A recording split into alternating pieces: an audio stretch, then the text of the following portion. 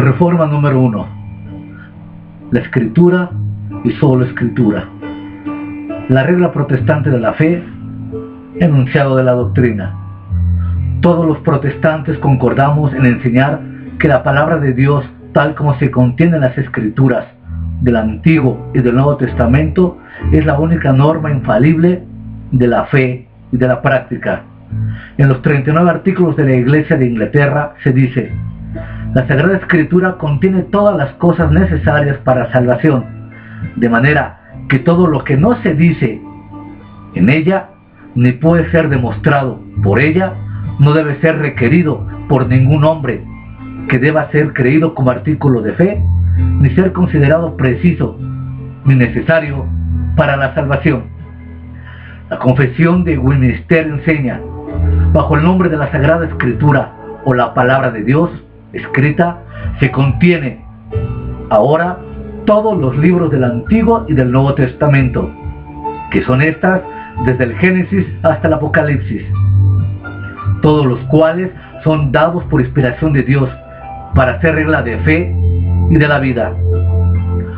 Todo el consejo de Dios acerca de todas las cosas necesarias para su propia gloria, la salvación del hombre, la expiación, la redención, la armateología, la escatología, son expuestas de manera clara en las Escrituras, o por consecuencia, buena y necesaria, se pueden deducir de la Escritura, a la que en ningún momento puede añadirse por nuevas revelaciones del Espíritu o tradiciones de los hombres. Todas las cosas en la Escritura no son igualmente claras, ni igualmente claras para todos. Sin embargo, atendemos el hecho de que las cosas claras son necesarias para salvación, creer y observar para una vida recta y honesta. Estas proposiciones están dadas de tal claridad que son abiertas a lo largo y a lo ancho de toda la Escritura. De estas declaraciones primarias se hace evidente que los protestantes mantenemos, número 1, que las Escrituras del Antiguo y del Nuevo Testamento son palabras de Dios, escritas bajo inspiración del Espíritu Santo, y que por lo tanto son infalibles y de autoridad divina en todas las cosas que tocan a la fe y a la práctica, y por consiguiente libres de todo error, sea de doctrina, de hecho o de precepto. Número 2, que contienen todas las evidencias y revelaciones sobrenaturales existentes de Dios, designadas para ser regla de fe, de práctica y de su iglesia. Número 3, que son suficientemente claras para ser comprendidas por el pueblo, de tal forma que con el uso de los medios ordinarios y mediante la ayuda del Espíritu Santo, en todas las cosas necesarias para la fe y la práctica, sin la necesidad de ningún intérprete. El canón. Antes de entrar en la consideración de estos puntos, es necesario responder a la pregunta: ¿qué libros tienen derecho a un lugar en el canón o regla de fe práctica? Los romanistas responden a la pregunta diciendo que todos aquellos que la Iglesia han decidido que son divinos en su origen y ningunos otros, deben ser recibidos como tales. Los protestantes replicamos diciendo que por lo que al Nuevo Testamento respecta, solo aquellos libros que Cristo y sus apóstoles reconocemos como palabra de Dios tienen derecho a ser considerados canónicos. Este reconocimiento fue dado de la siguiente manera. Número 1. Muchos de los libros del Antiguo Testamento son citados como palabra de Dios, como dados por el Espíritu, o se dice que el Espíritu pronunció lo que en ellos se registra. Segundo, Cristo y sus apóstoles se refieren a los escritos sagrados de los judíos como un volumen que ellos consideraban como divino, como siendo de hecho lo que afirmaba ser la palabra de Dios. Cuando nos referimos a la Biblia como poseedores de autoridad divina, nos referimos a ella como un volumen, y reconocemos todos los escritos que contiene como dados por el Espíritu. De la misma manera, cuando Cristo y sus apóstoles citan las Escrituras o la ley y los profetas y hablan del volumen, que entonces lo llamaban así, daban su sanción a la autoridad divina de todos los libros que contenía aquel volumen.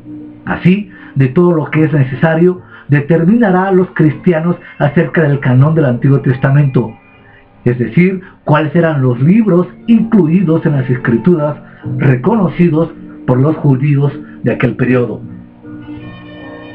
Esta es una razón y una cuestión que no cabe ninguna duda razonable. El canón judío del Antiguo Testamento incluía todos los libros y ninguno más que ellos, que ahora se reconocen los protestantes como constituyendo los libros más fiables. No fueron escritos en hebreo ni fueron incluidos en el canón de los judíos, los llamados libros apócrifos. Por ello, no fueron reconocidos por Cristo como palabra de Dios ni por los apóstoles. Esta es la razón por la cual se considera suficiente por sí misma. Sin embargo, queda confirmado por consideraciones derivadas del mismo carácter de los libros, que estos abundan en errores y en declaraciones contrarias a las que se encuentran en los libros indudablemente canónicos. El principio en base del que se determina el canón del Nuevo Testamento es igualmente sencillo. Aquellos libros, y solo aquellos que pueden ser demostrados a la luz de los apóstoles y los que recibieron esa sanción, deben ser reconocidos como la autoridad divina. La razón de esta regla es evidente. Los apóstoles fueron los mensajeros debidamente autorizados de Cristo, de los que Él dijo: el que vosotros me oye, a mí me oye. Las Escrituras son infalibles, esto es, son dadas por inspiración divina. La infalibilidad y divinidad de las Escrituras se deben al hecho de que son las palabras de Dios, y son las palabras de Dios porque fueron dadas por la inspiración del Espíritu Santo. La naturaleza de la inspiración. La naturaleza de la inspiración se debe de aprender en base de las Escrituras, en base de sus declaraciones didácticas y de sus propios fenómenos. Hay ciertos hechos generales o principios que subyacen en la Biblia, que suponen en toda su enseñanza y que por ello se deben suponer en su interpretación. Tenemos, por ejemplo, que dar por supuesto, número 1, que Dios es espíritu, un agente consciente, inteligente y que con voluntad posee todos los atributos de nuestros espíritus, sin limitación y hasta un grado infinito. 2, que Él es creador del mundo y que es extramundano, existiendo antes e independientemente del mundo, no su alma, vida o principio animador, siendo hacedor, preservador y gobernante. 3, que como espíritu está presente en todas partes y en todas partes activo, preservando y gobernando a todas sus criaturas y a todas sus acciones. 4, que mientras que tanto en el mundo exterior como en el que de la mente actúa generalmente las leyes fijas y por medio de causas secundarias, Él es libre para actuar y a menudo lo hace de manera inmediata o sin la intervención de tales causas como en la creación, en la regeneración y en los milagros. 5, que en la Biblia contiene una revelación clara, natural y divina. La cuestión no es si la Biblia es lo que afirma ser, sino qué enseña la Biblia en cuanto a la naturaleza y efectos de la influencia bajo las cuales fue escrita. Acerca de este tema, la doctrina de la Iglesia es que la inspiración fue una influencia del Espíritu Santo sobre las mentes de ciertos hombres seleccionados que los hizo órganos y portadores de Dios en la comunicación infalible de su mente y voluntad. Ellos fueron órganos de Dios en el sentido de que ellos, y solo ellos, dijeron lo que dijo Dios. La inspiración es sobrenatural. La inspiración es una influencia sobrenatural. Así se distingue por una parte de la agencia providencial de Dios, que está en todas partes y siempre en operación, y por otra parte en las operaciones del Espíritu que en gracia de los corazones del pueblo. No es un hecho natural debido al estado interior de su sujeto ni a la influencia de circunstancias externas. La inspiración por ello requiere y no se debe de confundir con la iluminación espiritual o la revelación espiritual.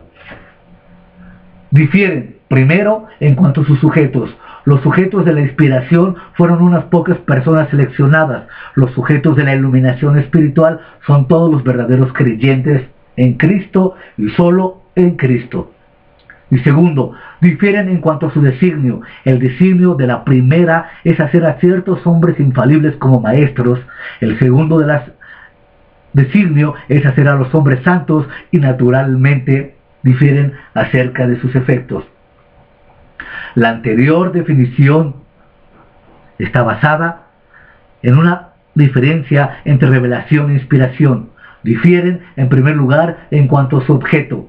El objeto de la revelación es comunicar conocimiento. El objeto o designio de la inspiración es asegurar la infalibilidad de la enseñanza. Consiguientemente, difieren también en sus efectos. El efecto de la revelación era hacer más sabio a quien la recibía. El efecto de la inspiración era preservar del error en la enseñanza. Era frecuente que en una misma persona poseyera estas dos obras o dos dones simultáneamente. Esto es, el Espíritu impartía frecuentemente conocimiento y controlaba en la comunicación del mismo oralmente o por escrito a otros. Esto fue indudablemente el caso del salmista y frecuentemente con los profetas y apóstoles. En muchos casos, estos dones estaban separados. Muchos de los escritos sagrados, aunque inspirados, no recibieron revelaciones. Esto fue posiblemente el caso de los autores de los libros del Antiguo Testamento.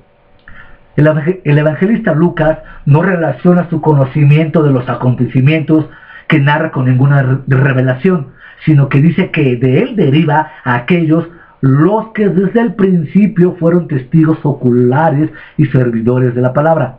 Lucas 1:2. No es de consecuencia de donde Moisés obtuvo su conocimiento de los acontecimientos registrados, sino siempre de una revelación divina.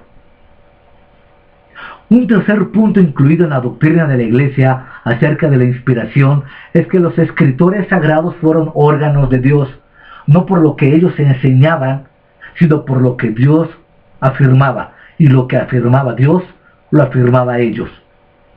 No obstante, se tiene que reconocer y recordar que cuando Dios emplea a cualquiera de sus criaturas como instrumentos, los emplea en conformidad a su naturaleza. Emplea a los hombres como hombres, a los ángeles como ángeles y a las criaturas como criaturas, tales como fueron hechos como órganos de Dios. Los escritores sagrados no fueron vueltos inconscientes ni irracionales. Los espíritus de los profetas están sujetos a los profetas, como lo declara 1 Corintios en su capítulo 14, versículo 32.